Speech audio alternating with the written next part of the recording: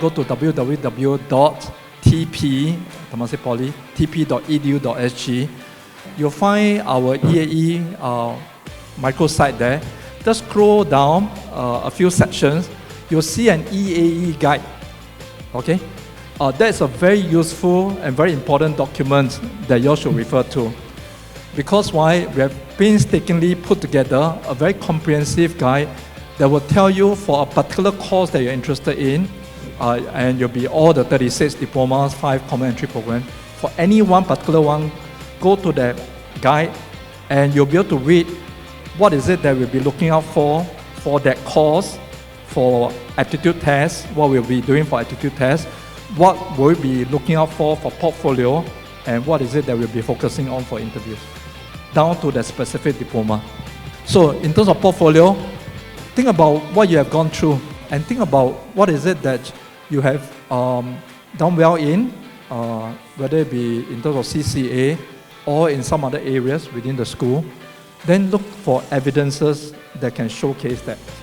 Okay, then put it into the portfolio. For example, you have helped out in some school carnival and you run a store, a simple store that you run with your classmates to sell something to raise funds.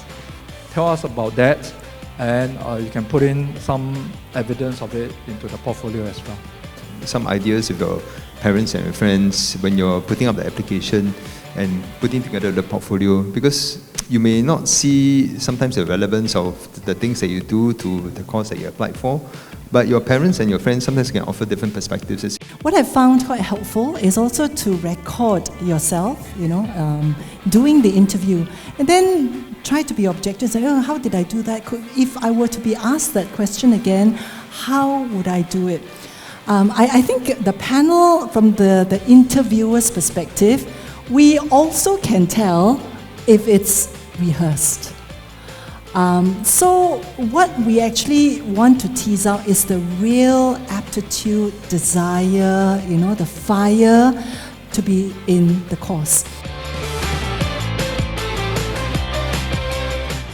Minimum for English, minimum for mathematics for most courses, and 1 or 2 other relevant subjects. Okay? And 26 points for overall aggregate, 26 points and below. You need that at the point of entry to be somewhat proficient before you're able to handle the content for that particular diploma.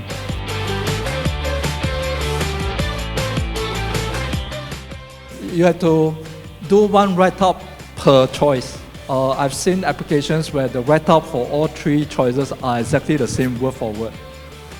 But it cannot be exactly the same because you're applying for 3 different courses. Even if you're applying for, say, common business program across 3 polys, the common business program for all 3 polys are somewhat different. Because the curriculum we cover will be somewhat different, the specialization that we offer subsequently will also be different. So put in a bit more effort, because the write-up that we are going to be reading will be the one that is for TP course. So if you're giving a general one, then it may not surface some of your strong points.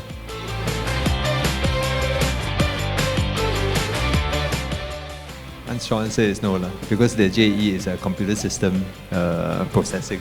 If you're offered a place in EAE and you have accepted it, then subsequently do not withdraw. That place is locked in. TP will be committed to take you in even if, say, back to the example of psychology, you have gotten 26 points and you have passed your English, passed your mathematics. We are committed to take you in with that 26 points because you have done well in our EAE selection, even though our cutoff is 8 points. You cannot back out. Both of us are committed to the offer.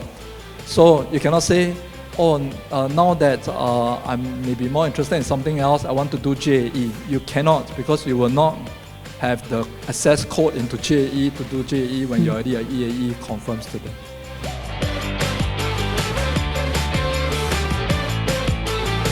There's no appeal process for EAE. If you offer your second choice but you want to appeal for first choice, the answer is no. If you change your mind in the midst of selection period, you want to appeal for something else, no.